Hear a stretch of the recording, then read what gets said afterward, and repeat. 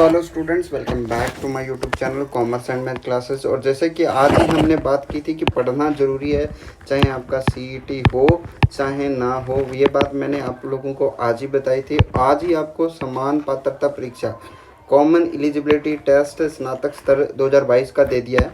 अब यहाँ पे देखिए, मैं पहले पूरा नोटिफिकेशन हम देख लेते हैं, उसके बाद हम देखते हैं इसमें क्या क्या कमियाँ हैं। देखिए, हमारे पास जो वैकेंसी है हमारी राजस्थान अधीनस्थ लेखा सेवा राजस्व, यानी आपका ये टीआरए है। और जो है यहाँ पे आपको 2 वैकेंसीज दिख रही है, तो इसको इसमें शामिल कर लिया गया है। बाकी हम देखें पटवारी और जिलेदार को इसमें शामिल किया गया है, तो ये हमारे नहीं है।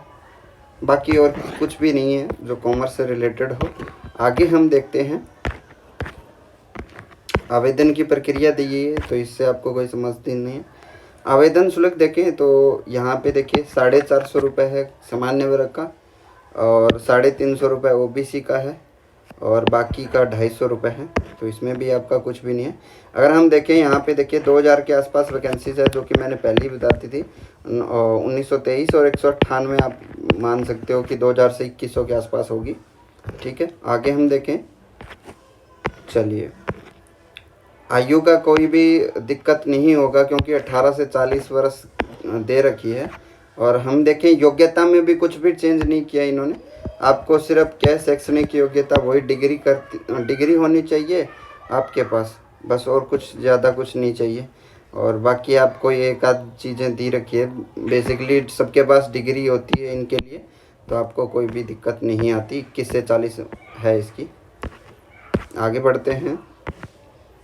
आवेदन शुल्क जो है देखिए 22 तारीख से 21 तारीख 10 तक, यानी 1 महीने के लिए ये फॉर्म स्टार्ट होंगे। 22/9 से कल से शुरू हो जाएंगे, कल भरे जाएंगे। परीक्षा का आयोजन है 6 से 9 तक के बीच में होगा, 6 से 9। फिर हम आगे बात करें अयोग्यताएँ, फ़ोटो अपलोड करने का, ये सब सबको ही पता होता है, इसमें कुछ भी पढ़ने वाली कुछ चीज़ नहीं है। मेन आती है परीक्षा पाठ्यक्रम, है ना, ये इम्पोर्टेंट है। 150 प्रश्नों की संख्या है, 300 मार्क्स है। अब आप देख सकते हो, सिलेबस देखोगे ना आप चकरा जाओगे।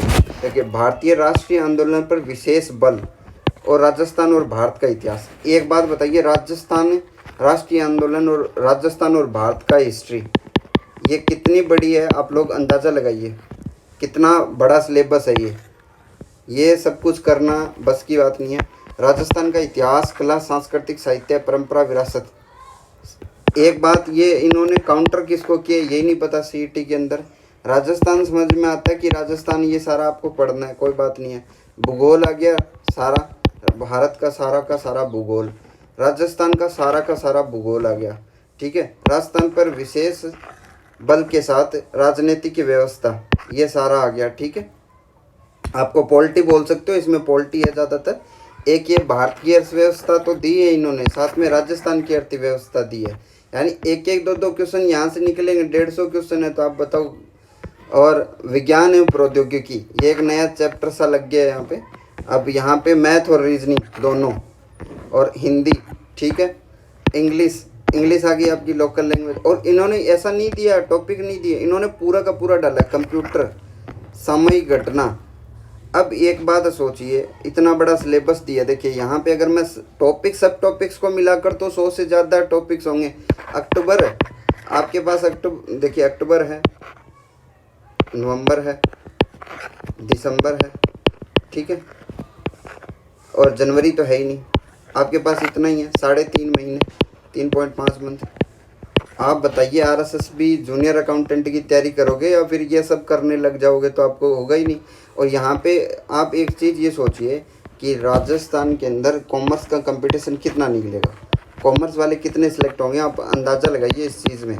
जब तक कि एक चीज़ और मैं बताऊँ आप लोगों को कि देखिए काफ़ी सारे स्टूडेंट होंगे आर्ट के अंदर, वो क्या कर रहे होंगे, रीट की तैयारी कर रहे होंगे, उनके सिलेबस में कुछ ना कुछ टॉपिक्स लग रहे होंगे।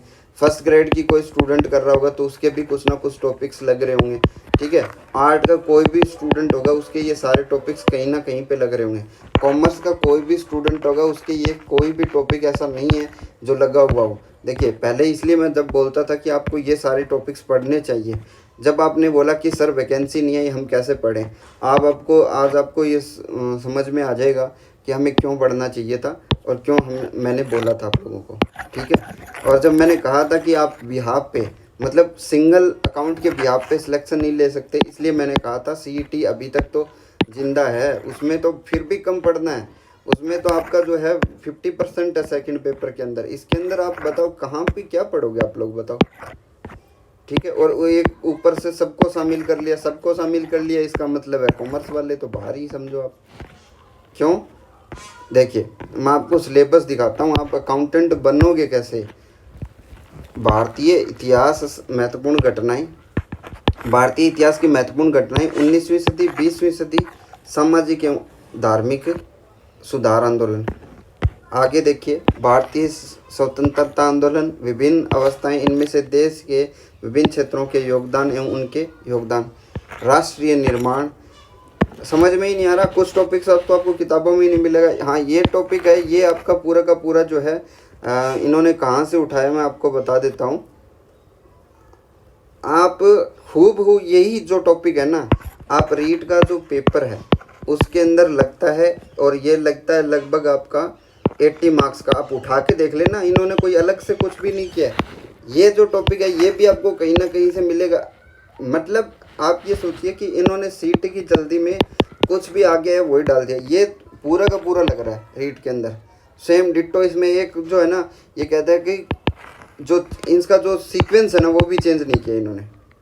उसके बाद पहले ये है और उसके बाद ये है और उसके बाद ये है, तो सीक्वेंस भी चेंज नहीं कर रखा इन्होंने। ठीक है, एक बुक लेते हैं और बीच में जो जो बुक्स के अंदर दिया हुआ वो उठा के डाल देते हैं। अब ये सोचिए, भारत का भूगोल, भारत के भूगोल तक तो ठीक था, राजस्थान का भूगोल, राजस्थान के भूगोल के बाद क्या विशेष बल के साथ पर भारतीय राजनीतिक व्यवस्था, भारतीय अर्थव्यवस्था। अब आपको अगर बोल दे कि भाई कॉमर्स वालों के लिए क्या इन्होंने अलग से डाला है कि जो ऐसे लगे कि कॉमर्स वालों के लिए है, ये भी हम लोग नहीं पढ़ते। ठीक है, इसमें सिर्फ ये है कि आप ये भी साइंस वालों के फेवर में जाता है। इनमें मार्क्स बना सकते हो अगर क्वालिफाई करना है तो, नेगेटिव मार्किंग है नहीं, तो आप समझ सकते हो कि आपकी भी हालत ख़राब ही होनी है। अब आपके पास बचता क्या है वो चीज़ों पे डिस्कशन कर लेते हैं। वैसे तो आपकी ज़िंदगी में अब कुछ बचने वाला कुछ है नहीं, मुझे नहीं लगता। देखिए, अगर संगणक की वैकेंसी इसमें नहीं शामिल है तो आपको संगणक करना चाहिए। अभी के लिए आपको एफसीआई के लिए मूवमेंट करनी चाहिए थोड़ी बहुत। इसके अंदर आपको पता है कि इतनी सारी वैकेंसीज में ये सीईटी कैसे किन लोगों को पास कराएंगे। अगर 60% करते हैं तो वो भी लाना बहुत मुश्किल है।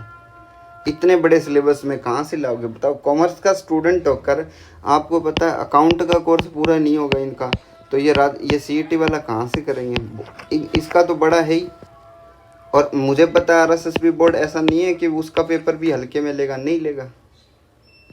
2000 सीट थी और 2000 सीटें कॉमर्स के लिए बहुत जीवनदायी साबित हो सकती थी अगर सीईटी लागू नहीं होता। बट इन्होंने क्या कर दिया, सब चौपट कर दिया। इतना बड़ा सीईटी नहीं क्लियर होता भाई साहब।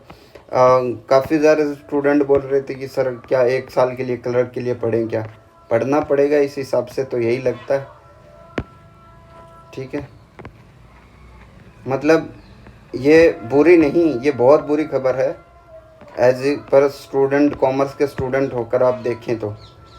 हालांकि मैंने हमेशा ये कहा है कि आप लोग math, Hindi, English, general science और कंप्यूटर, इतनी चीज़ें पढ़ो। और राजस्थान जीके तो आपका है ही अल्टरनेटिव, लेकिन इसमें भी आपको दिक्कत आएगी। क्यों? देखिए, यहाँ तक आपको कोई दिक्कत नहीं है। ये लगता ना, जैसे यहाँ से मैं बोलूँ कि तार्किक विवेचन, मानसिक योग्यता, ये मैथ वाला और रीजनिंग वाला पार्ट है, ये आप लोग कर लोगे। सामान्य हिंदी आप कर लोगे, सामान्य इंग्लिश भी कुछ 2-4 क्वेश्चन कर लोगे, कंप्यूटर का ज्ञान कर लोगे, करंट अफेयर भी कर लोगे, यहाँ तक ठीक है। राजस्थान का इतिहास एवं कला, संस्कृति, साहित्य, परंपरा, विरासत, ये भी कर लोगे। यहाँ पे देखिए, एक तो ये एक्स्ट्रा टॉपिक है भारतीय राष्ट्रीय आंदोलन पर विशेष बल, फिर आता है राजस्थान और भारत का इतिहास, ये एक गलत टॉपिक लग गया।